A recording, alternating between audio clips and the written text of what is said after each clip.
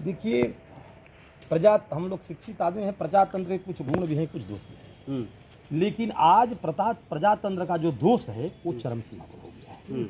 मैं हर नेता से अपेक्षा रखता हूं जो नहीं कह पा रहे हैं किसी इंटरव्यू में। जितने हमारे आज 543 राजा हैं दिल्ली में, केवल लोकसभा की में लोकसभा चुनाव हो रहा है ना, लोकसभा की भी, राज्यसभा, विधानसभा, विधान परिषद अलग है।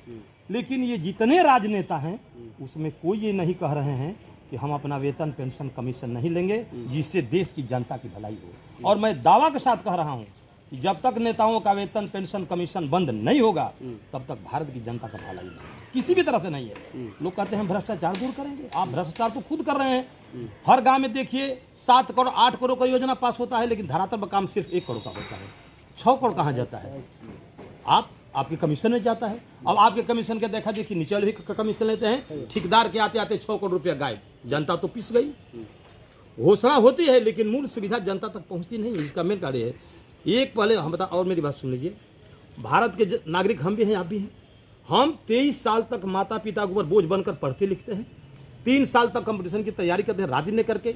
26 साल में मैं जो IAS अफसर बनता या कोई नौकरी पाता हूं तो आप नियम बना दिए कि हमको पेंशन नहीं मिलेगा। आपको पेंशन क्यों? आपको 3-3 पेंशन क्यों?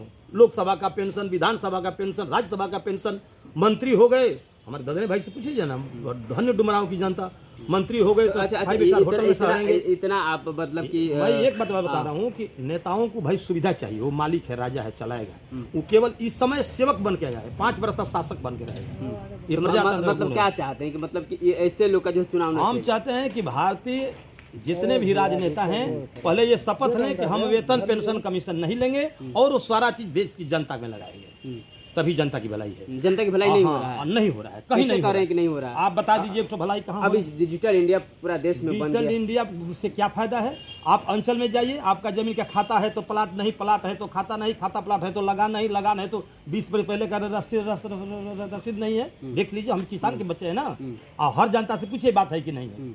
आप अर्ज पहले तो जी था कि आदमी काम पैसा कट जाता कागज से, अब तो डिजिटल इंडिया में लिंक फेल है।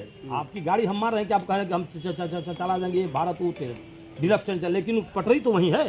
पहले आपके तंत्र तो सही हो जाए। गड़बड़ी कहाँ से होती है सर? देखिए, अब हम तो ये बात कहेंगे जो भी गड़बड़ी होती है हमारे समझ से सब ऊपर से ही होती है। ऊपर ठीक हो। अच्छा, जनता क्या ऐसा चीज देखती है कि फिर पार्टी के नाम से, जाति के नाम से वोट क्यों? बहुत सुंदर काम किया यार, बहुत सुंदर प्रश्न है। जनता को नेता क्या करते हैं? जनता को नेतावाद में बांट दिए हैं। धर्मवाद, क्षेत्रवाद, जातिवाद, ये सब वाद हैं।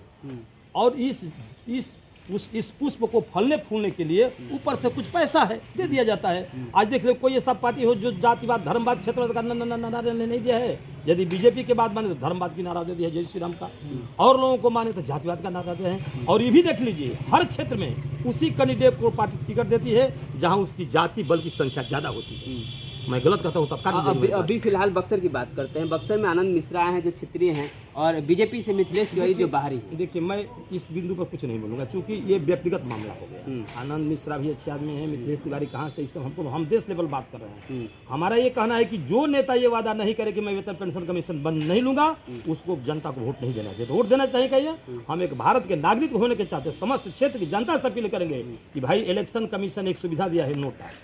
आप नोटा दबाकर ऐसे भ्रष्ट नेताओं को हरा दीजिए ताकि फिर दोबारा वो नहीं, इसीलिए दिया अगर उसका सदुपयोग कीजिए। तो आपका कहने का मतलब है सर आपका कहने का मतलब है कि जनता ही यहाँ का गड़बड़ी कर रही है, तो अपने वही चुन कर अपना हित कराती है। वो हाथ जोड़ के आता है, केवल 1 साल सेवक के रूप में, 2-3 महीना रहेगा, इसके बाद 5 साल आपका शासक रहेगा। वो शासक रहेगा, लेकिन फिर भी जनता हमेशा यही कैसे करती है? ये क्यों नहीं सोचती है कि हमारे लिए कौन बेहतर है? बताता हूँ, जनता को नेताओं के द्वारा वाद में बांट दिया गया है। वो तुरंत जातिवाद, धर्मवाद, क्षेत्रवाद, अपनोतवाद बात जाएगी अपने ही में। यही नेता का सबसे बड़ा अस्त्र है, और उसी अस्त्र से अपना कुर्सी बचा कर रखता है। केवल कुर्सी की राजनीति पूरे भारतवर्ष में हो रही है। आज देख लीजिए, महंगाई कहाँ से कहाँ गया है। 1 रुपया का चीज़ आज 6 रुपये मिल रहा है, 100 का चीज़ 600 मिल रहा है हर जगह ना। सुविधा कहाँ है? नल कल योजना सारी फेल है। हम तो नहीं धरा, जो काम भी होता है 7 करोड़ का काम 1 करोड़ में होता है, फिर दूसरे साल खराब हो जाता है। ये तो आप लोग भी देखिए, सच्चाई है। मैं सच्चाई बोल रहा हूँ, मैं किसी का विरोध नहीं कर रहा हूँ, किसी का पक्ष भी नहीं कर रहा हूँ। मैं सच्चाई बता रहा हूँ कि जब तक भारतीय समस्त राजनेताओं का ट्रंप अमेरिका थे, बोले कि $1 लेंगे, हमारे कलाम साहब राष्ट्रपति बोले थे कि हमारा वेतन पेंशन कमीशन गरीब मदरसा को बांट दीजिए। सही बात कर रहे हैं ना। उसके अलावे एक शायद वरुण गांधी बोले थे। इसके बाद मैंने आज तक किसी के नेता का नहीं सुना कि हमारा वेतन पेंशन कमीशन कहाँ जाता है भाई आपको। चलिए, यहाँ ये कहने का मतलब है कि सब अपना अपना झोली भरने के चक्कर में बस हैं, वो अपनी बाकी कुर्सी के कुछ लायक मतलब। हाँ, क्या बात सर तो परिचय हम- हुआ सर आपका? मेरा केदारनाथ ही अधिवक्ता नाम हुआ, सिविल कोर्ट बक्सर प्रैक्टिस करता हूँ। देखा है आप लोगों को तो सोचे कि आप लोगों के माध्यम से मेरी भी सच्चाई कहीं से पहुँच चलिए, जाए। बहुत बहुत ठीक बात। अभी अभी सर अभी आपके नज़र में अभी इन लोगों में से सबसे बेहतर कोई? देखिए, मैं तो पहले ही कह चुका कि मैं किसी पार्टी पॉलिटिक्स के बारे में नहीं बात करूंगा और न तो किसी की व्यक्तिगत कमेंट करूंगा। शिक्षा के दृष्टिकोण से या त्याग के दृष्टिकोण से लग रहा है कि आनंद मिश्रा जी अपना त्याग करके आए हैं। उनकी पीछे जो भी हो, लेकिन कहते हैं कि मैं एक बड़ा प्लेटफार्म चाहता हूँ बक्सर के विकास के लिए। तो शिक्षित तो सबसे वो अच्छी है, ओके। शिक्षा में कोई दिक्कत नहीं, त्याग भी उनके अंदर है। धन्यवाद। ठीक है, धन्यवाद।